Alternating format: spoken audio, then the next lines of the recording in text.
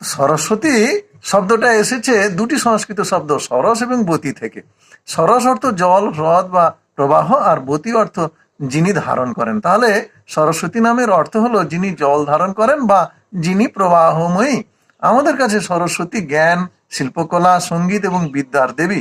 সরস্বতী দেবীর অন্য অনেক নাম আছে, যেমন বাগদেবী, বীণাপাণি, বাণী, হংসবাহিনী, ভারতী, সারদা, বিদ্যাদেবী, মহাশ্বেতা, পদ্মাবতী, শুক্লা, কাদম্বরী, পদ্মাক্ষী, ব্রহ্মচারিণী, শ্বেতম্বর ধরা ইত্যাদি। দেবী সরস্বতী ভগবান বিষ্ণুর জিহা থেকে উৎপন্ন হয়েছেন।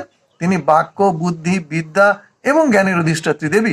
সর্বপ্রথম সরস্বতী দেবীর পূজা করেন স্বয়ং ব্রহ্মা, তারপর জগতে তার পূজার প্রচলন হয়। কেবল হিন্দু ধর্মের লোকই যে দেবী সরস্বতী পূজা করেন তা কিন্তু নয়, জৈন এবং বৌদ্ধ ধর্মের লোকেদের মধ্যেও সরস্বতী পূজার প্রচলন আছে। মাঘ মাসের শুক্লপক্ষের পঞ্চমী তিথিতে সরস্বতী দেবীর পূজা করা হয়। সরস্বতী পূজার দিন হলুদ রঙের পোশাক পরিচ্ছদ পরা উচিত, কারণ হলুদ বর্ণ হলো জ্ঞান এবং সমৃদ্ধির প্রতীক। এই সরস্বতী পূজার দিনটিকে বসন্ত পঞ্চমী বলা হয়। শাস্ত্রীয় মতে এই দিনটি বসন্তকাল শুরুর পঞ্চম দিন। আমাদের ছোটবেলা আমরাও সরস্বতী পূজা করেছি, আপনারাও করেছেন। এখনো প্রতি বছর মহা ধুমধামে পূজা হচ্ছে। স্কুল, কলেজে, পাড়ায় পাড়ায়, অনেকে আবার নিজে বাড়িতে মাতা সরস্বতী দেবীর পূজা করে থাকেন। আমাদের সময় একটা গান গেয়ে আমরা পূজার জন্য টাকা পয়সা, চাল ডাল ইত্যাদি সংগ্রহ করতাম। এটা লোক সংস্কৃতির অঙ্গ।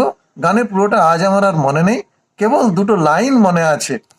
আমরা বাবুদিন ভিকারি নই, বৎসরান্তে একবার আসি গো আপনাদের আলয়। তো এইভাবে আমরা গাইতাম।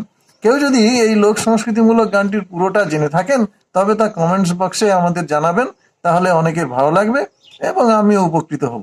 ছোটবেলায় এই দিনটিতে ছোট ছোট মেয়েদের শাড়ি পরে আর ছোট ছোট ছেলে ধুতি পাঞ্জাবি পরে স্কুলে আসা, পুষ্পাঞ্জলি দেয়া এবং প্রতিমা দর্শনের আনন্দই আলাদা। এই দিনের আর একটি উল্লেখযোগ্য বিষয় হলো খিচুড়ি খাওয়া। এই দিন প্রায় প্রতি স্কুলে পাড়ার পাড়ার যে পুজো, সেই পুজোতে খিচুড়ি বিতরণ করা হয়। পরিশেষে আসুন, পূজার প্রাক্কালে আমরা সবাই দেবীকে প্রণাম জানাই। ওং জয় জয় দেবী চরাচর সারে, কুচযুগ শোভিত মুক্তাহারে, বীণারঞ্জিত পুস্তক হস্তে, ভগবতী ভারতী দেবী নমস্তুতে।